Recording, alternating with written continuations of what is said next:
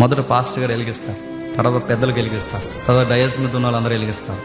తర్వాత అలా ఒకరొకరు అలా వెలిగించుకుని ఒక సింబల్ చూపిస్తారు. ముందు నేను వెలిగాను, తర్వాత వీళ్ళని వెలిగించాను, తర్వాత వీళ్ళందరూ మిమ్మల్ని వెలిగించారని ఒక సైన్ అన్నమాట. కానీ ఈ లోపల ఒకటి ఏం చేయాలంటే వెనకాల నుంచి వెలిగించారు. వెనకాల నుండి అలా వెలిగిస్తారంటే పాస్టర్ గారికి డౌట్, అగ్గిపెట్టి ఎక్కడి నుంచి వస్తున్నారు మీకు అని. అగ్గిపెట్టి ఎక్కడి నుంచి ఆడు జేబులేసి తిరుగుతున్నాడు.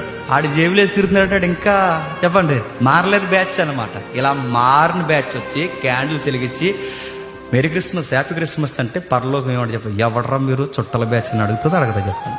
అడుగుతుంది అడగదా? మార్పు లేని ఆచారమైన, మార్పు లేని పండగ అయినా, క్రీస్తు మన హృదయాల్లో వికసించని ఏ ఈవెంట్ అయినా అది వ్యర్థమైన అన్యాచారం అవుతుంది తప్ప అది క్రీస్తుకి మహిమను తీసుకురాదు. మనమే చేస్తాం 25 డిసెంబర్ 25 కాకినాడ చర్చ్లో చేస్తాం. దేనికి పెద్ద పెట్టేస్తాం, దేనికి పెద్ద పెట్టేస్తాం అంటే వాక్యానికి, ఆయన పుట్టుకు పెద్ద పెట్టేస్తాం.